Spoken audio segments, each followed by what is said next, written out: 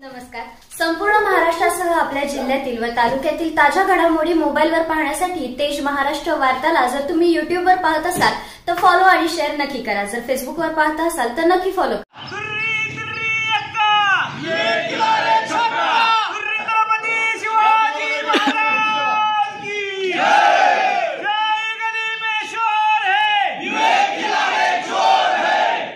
या ठिकाणी आज आपण डोंगरगावात येण्याचं खरं कारण या गावचा एक बुरटा पोडरी विवेक खिलारे नावाचा एक बुरटा पोडरी ठीक आहे. या गावचा सरपंच नाही, त्याची बायको सरपंच आहे. जनतेनं निवडून दिलं आहे.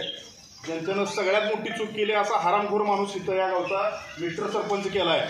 खरं सांगायला गेलं तर 2 ते 4 कोटी रुपये ह्यानं शेतकरी आणलेत. असला चोर माणूस या गावचा सरपंच झाला आहे. आणि या हरामखोराला राजकारण करायचं असेल तर विविध पक्षाच्या पोडऱ्यांवर डायरेक्ट बोलायचं होतं. आमचा संघर्ष होता मनोजदादा जरांगे पाटलावर हा बोलतोय म्हणजे ह्याला भरपूर मस्ती आहे. आणि हा माणूस जर आमच्या समोर आला तर 100% मार खाणार आहे. की त्याला फोनवर पण आम्ही सांगितलं तू समोर ये, तुला नाही मारलं तर आम्ही पण आमच्या बाप्पाही अवलाद नाही.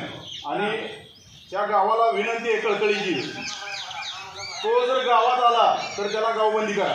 त्या हरामखोराला गावात एकही व्यवहार करायच्या लायकीचं ठेवू नका. त्याच्यासोबत कुठल्याही दुकानदारानं किंवा सायकलची पंक्चर असेल किंवा मोटरसायकलची पंक्चर असेल तरी सुद्धा त्या हरामखोराही काढू नका. मंगळवार शहराकडे येऊ द्या. त्याला काय मराठा समाज शीज आहे ते आम्ही दाखवून देतो.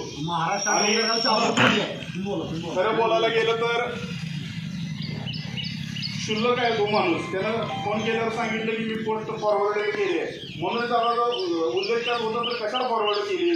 माझं चुकलं अध्यक्ष आता म्हणून काय उपयोग आहे. त्या हरामखोराला 100% शिक्षा करायची आणि मगच थांबायचं. एक मराठा गावात राजकारण करायचं होतं. मग त्यांच्या डोंगर गावात निवडणुकीसाठी सगळ्यांनी माझ्या पाया पडले नवरा बायको. ताई तू सांग आमच्या मराठी समाजात सगळ्यांना, माझ्या समाजाचा काही जास्त समाज नाही.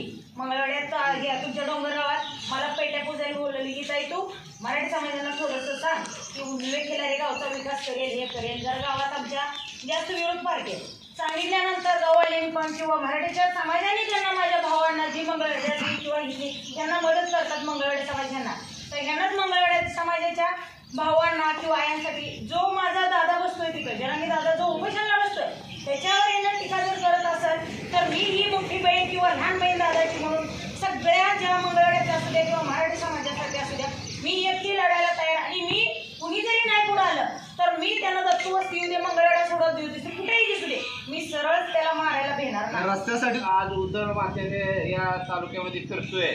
काल त्याने जाणून बुजून आपल्या मराठा समाजाचे नेते मनोजदादा जरांगे यांच्या फोटोवरती चुकीचे त्या ठिकाणी भाषा वापरून फेसबुकला पोस्ट केलेली आहे. खरं पाहिलं तर मराठा समाज असेल व इतर सर्व समाज एकमेकांना गुण्यागोविंदाने त्या ठिकाणी सहकार्य करून नांदत आहेत. परंतु मराठा समाजामध्ये व ओबीसी समाजामध्ये भांडण लावण्याचं काम अशा हरामखोरपणाने करत आहेत. जाणून बुजून त्यांनी काल एक गोष्ट केलेली आहे. त्याचा आम्ही सर्वजण निषेध करतो. खऱ्या अर्थानं त्याच्यात दमच असेल तर त्यानं मंगळवाड्यामध्ये इथून पुढच्या काळामध्ये येऊन दाखवावं. आम्ही पण काय चीज आहे त्याला दाखवल्याशिवाय राहणार नाही. आणि आम्ही रितसर संरक्षण मार्गाने पोलीस स्टेशनला तक्रार नोंद केलेली आहे. पोलीस स्टेशनला सुद्धा आम्ही विनंती केली आहे की त्याच्यावरती कारवाई करावी. पोलीस स्टेशनने जर गुन्हा नाही नोंद केला आज उद्यापासून आम्ही पोलीस स्टेशन समोर सुद्धा जोपर्यंत गुन्हा नोंद होत नाही तोपर्यंत हे आंदोलन करणार आहे. आणि आपल्या डोंगरगाव गावामध्ये कधीच अशा पद्धतीचं समाजामध्ये भेदभाव न करता सर्व आपले नागरिक गुण्यागोविंदाने राहते. परंतु असल्या हरामखोर सरपंचाचा आपण राजीनामा मागितला पाहिजे की आपण मराठा समाज व ओबीसी समाजामध्ये भांडण लावत आहे. अशा सरपंचाला त्याच्या पदावर राहायची लायकी नाही.